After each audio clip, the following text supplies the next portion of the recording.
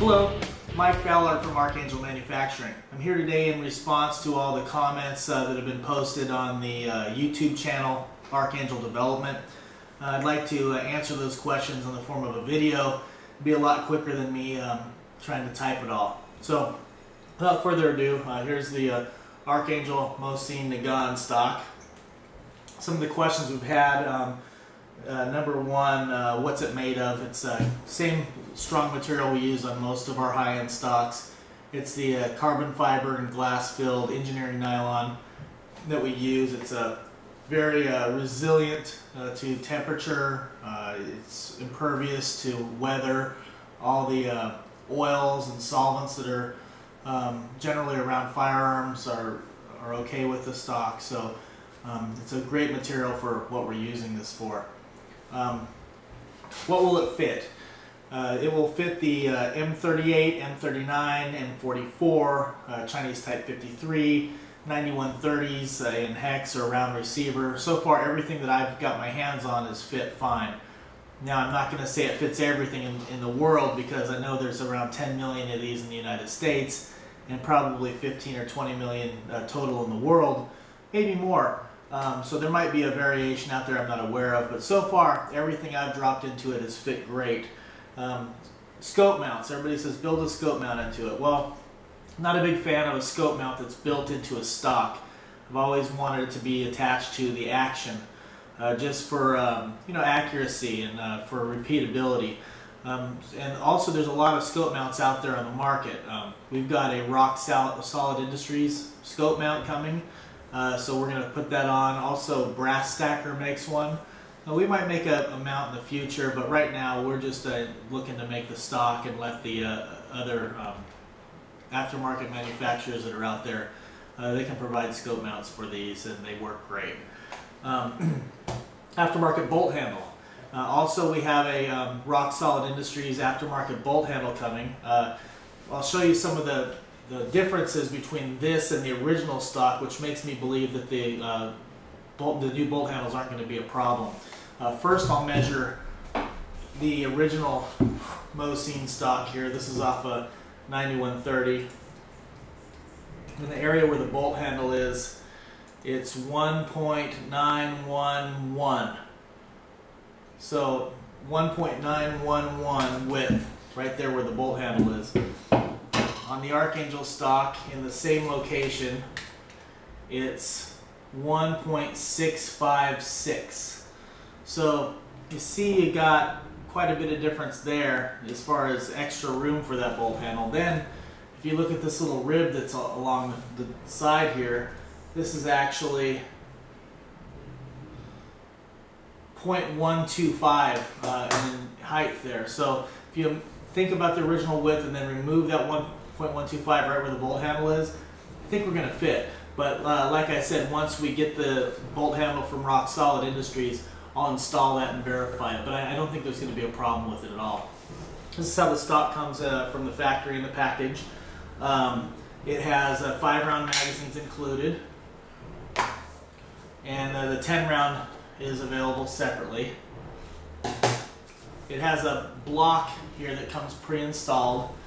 That it's got a screw that holds it in, but you remove this to fit the Chinese action. And I'm going to be installing a Chinese Type 53 right now.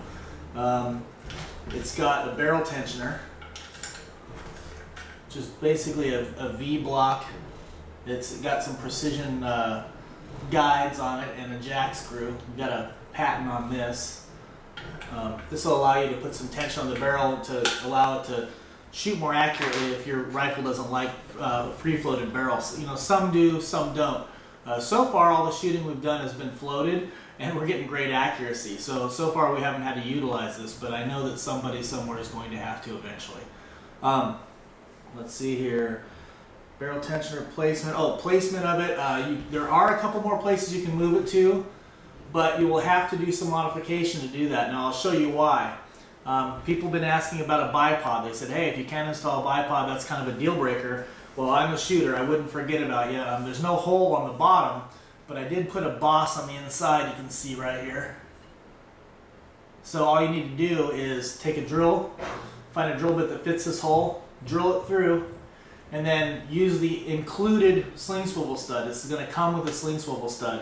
And then you just screw that into that hole, and you can install any of your sling swivel stud type bipods like Harris and others.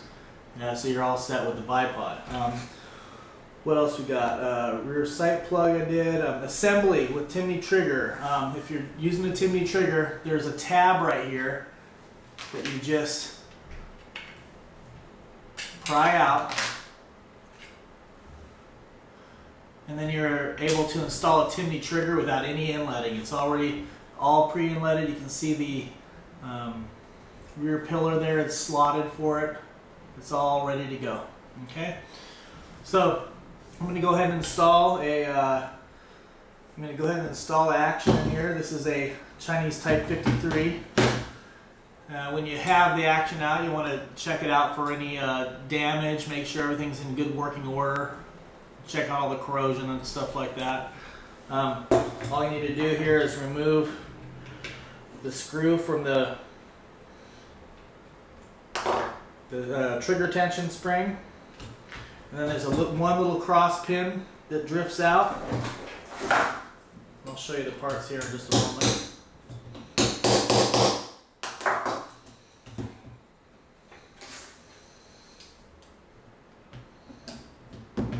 So all you do is remove these two parts. Little pin. That's a screw you're going to be reusing. And where'd this pin go?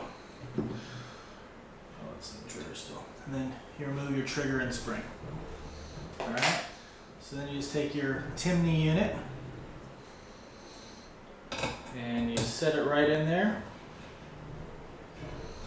And you put the one screw in, the slotted screw back in the front of the trigger.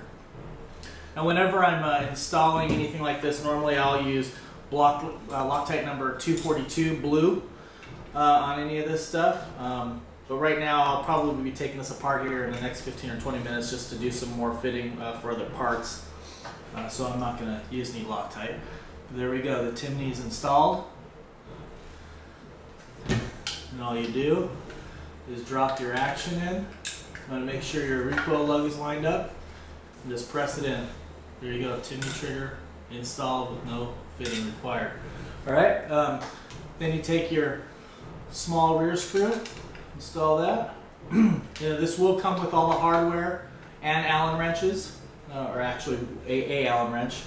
Yours will not be blue, it'll be black, like this one. I usually use the method to torque the front screw first and then the rear screw. I've always done it this way with Remington 700s, Winchester Model 70, Ruger 77s, any of the bolt action guns. I generally use the same method to tighten them up. I always do the front screw first.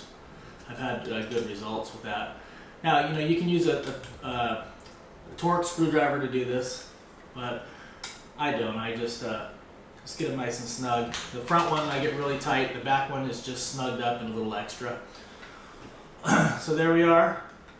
Let's see. Assembly, magazine explanation. Okay, in the video, some people have noted that I did not,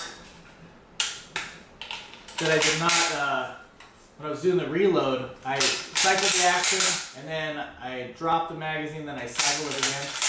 I didn't have to do that. What I should have done is on the last round, fired the round, dropped the magazine, put a fresh mag in, and then cycled another round in. So you don't need to empty it, then chamber it, then cycle it again. But it does have the interrupter in there still. So you have to remember that if the bolt is open, the interrupter stops rounds from coming through. So if I have the bolt open and I install a fresh magazine, usually the interrupter will stop the round from coming up all the way. Unless you really slam it, maybe it'll get past it, or you can adjust your interrupter. So I always recommend loading a magazine on a closed bolt. When the bolt's closed, the interrupter's pulled back. You install the magazine, round pops up because it's got past the interrupter already, then you can load. So that's just the one thing you need to think about when you're loading the Mosin Nagant, is that the interrupter's still there. We didn't want to alter the weapon at all. We wanted to leave it original. So I believe that's all the questions. If there are any other questions, feel free to comment or ask on them. One other bit of information I'll give you right now. We are going to begin taking pre-orders for this March 15th. Now that's this coming Friday, March 15th on Friday. You can call in the morning. We're open from 8:30 a.m. till about 4 o'clock p.m. Pacific Standard Time. You'll be able to order these at the full retail. The AA9130, which is the part number for the stock itself, is going to be $199.95. And the magazines, we're only going to pre-order the stock with the 5-round magazine, and you can buy 10-round magazines as well. The 10-rounder is the AA762R, and the 10-rounder is the -02, so that'll be AA762R-02, and that'll be $24.95 for the 10-rounder. So we will be taking pre-orders March 15th. You can call in. I'm going to try to get it put on the website as well to see if you can do some pre-orders by web. Otherwise, you'll be able to call in and place those pre-orders. Looking forward to getting these things in your hands so you can have as much fun with them as I have in the past few weeks. We've been shooting them quite a bit, and I'm really enjoying them. So if you haven't, like I said, any other questions, just leave a comment on the website. All right? Thank you very much. Shoot safe.